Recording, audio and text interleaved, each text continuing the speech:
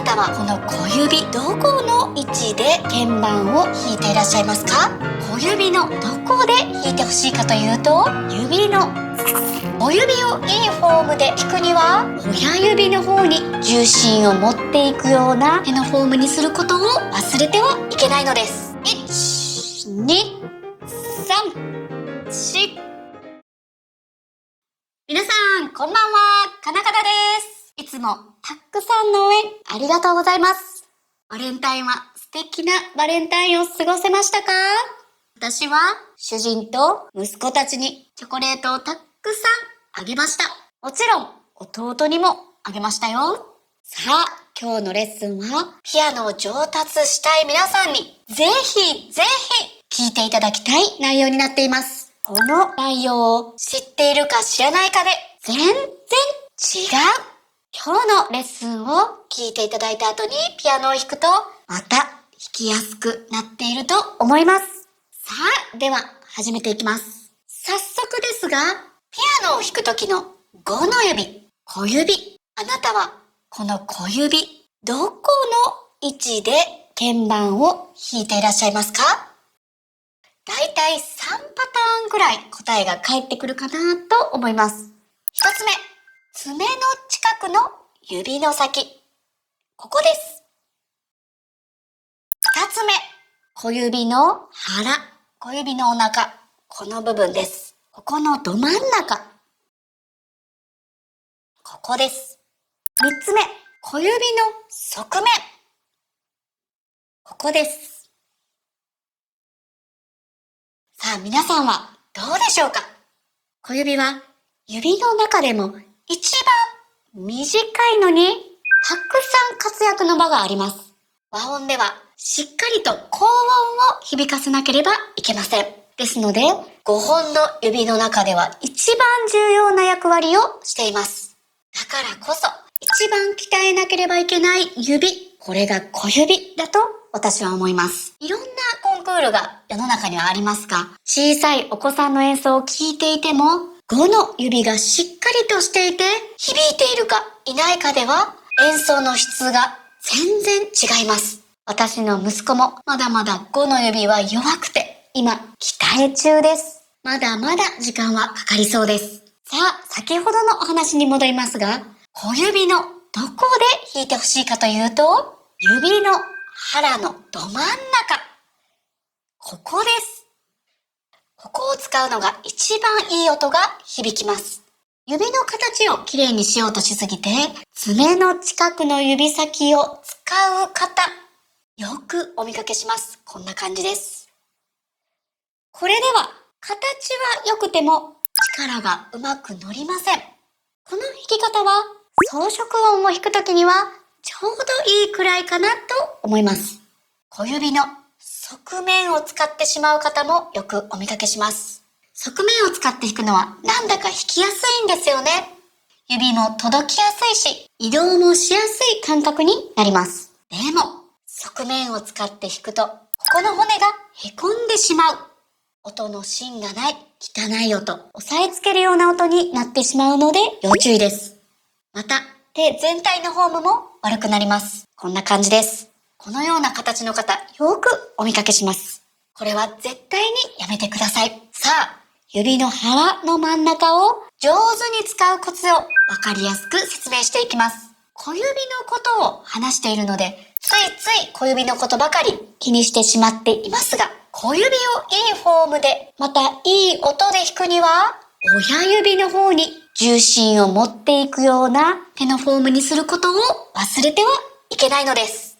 5ミリほどこの手首自体を左にねじる感覚でキュッとこのような感じでちょうどいいフォームになります。こんな感じです。弾いているとついつい外側にこのようになっている方いませんか？こういう方もよくお見かけします。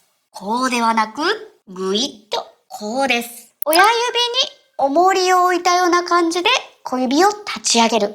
これを意識するかしないかで全然違ってきます。手のベストなフォームを意識して弾くことはいつも忘れないようにしましょう。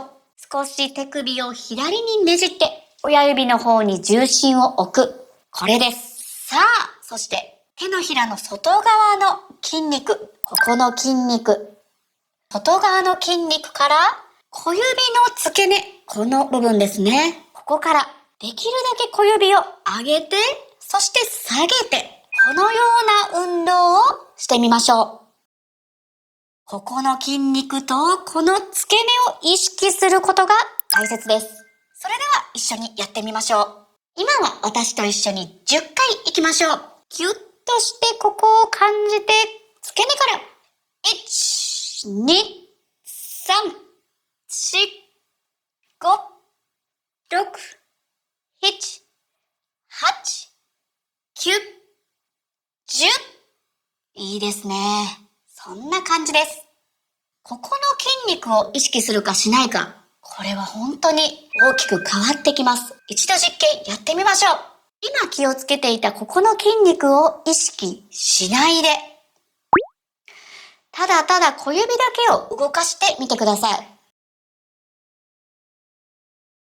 力が指の先に行きませんよね。これをここの外側の筋肉をキュッと感じて、小指の付け根から動かす。しっかりと指先にエネルギーが行くのが分かっていただけると思います。まずはこのトレーニングで小指をしっかり動かしてあげてください。そしてこの動きを実際にこの鍵盤を使ってやってみましょう。こんな感じです。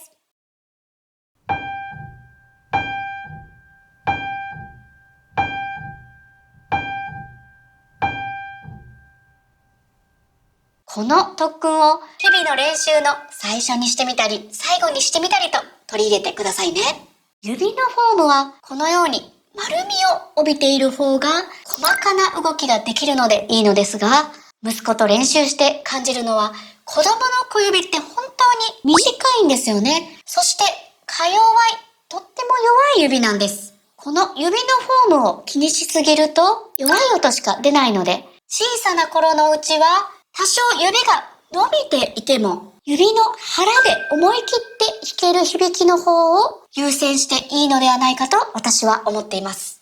小さな子がこのようにフォームを気にしすぎていると、爪の近くで弾いてしまって音が響かないことがよくありますので、フォームよりここの小指の腹で弾けるように特訓した方がいい音が出ます。実際に私の息子はその方がいい音が響いているんですよね。小さなお子様がいらっしゃる方はぜひ参考にしてみてください。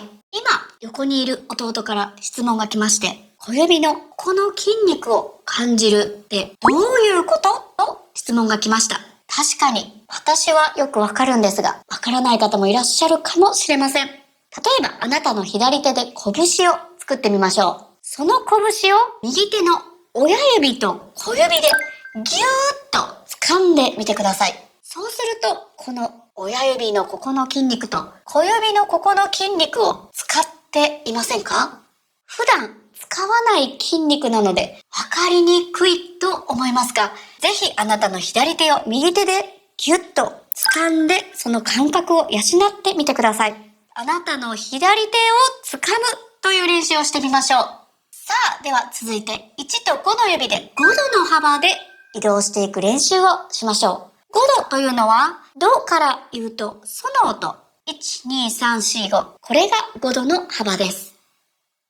この練習をするときに、1の指より5の指の方が大きな音を響かせれるように意識します。もちろん手のフォームは崩さないように、先ほど言った手首を5ミリほどキュッと左にねじる。これを意識しながら行ってみましょう。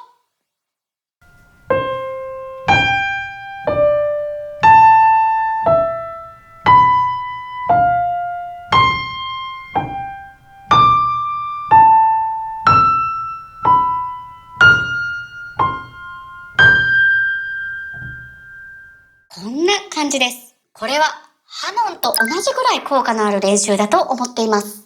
これを何度も繰り返してしっかりと小指を鍛えていきましょう。小指を弾くときは第一関節がくにゅっとこのようにならないように気をつけて指の腹で弾きます。